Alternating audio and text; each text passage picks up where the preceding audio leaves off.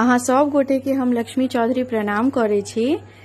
आई हम बिसहर माता के एकटा गीत गाबऽ जा रहल छी। एहि लऽ कऽ जे आब बरसाइत पावन जे छै से लग आबि गेला। आ बिसहरा गीत के, भगवती गीत के, गौरी गीत के, सब तरह गीत के आवश्यकता हेतै।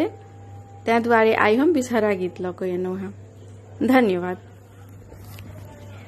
ब्राह्मण आंगन बिसहर आयल, ब्राह्मण कल जोड़ी ठाढ़ छै, सिया ठाढ़ छथि शीस झुका कऽ, शेष नाग अवतार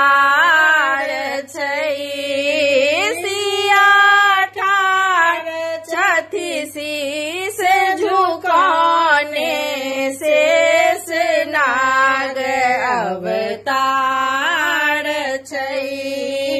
एक हाथ में मेनक पात छै, काजर सिंदूर दोसर हाथ में, दूभी फूल बिसहर माता पात में, दूध फूल लहराधी रहल छै, बिसहर माता पात में, सिया ठाढ़ छथि शीस झुकाने, नाग अवतार छै।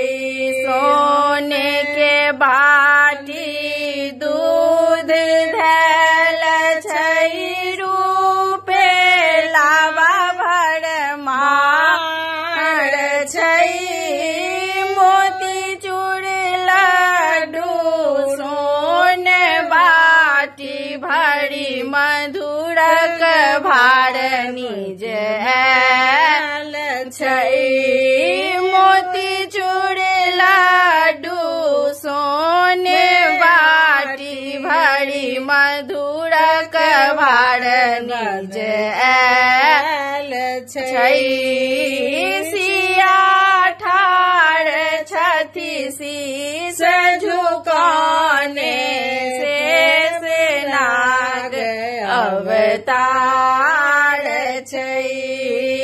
मन मंदिर में पूज रहल छी, पूजन विध अनजान छी, मांगी रहल छी सहज निज सिंदूर, गोदी मांगई हम लाल छी, मांगी रहल छी सहज निज सिंदूर, गोदी मांगई हम लाल छी, सिया ठाढ़ छथि शीस झुकाने, शेष नाग अवतार छै।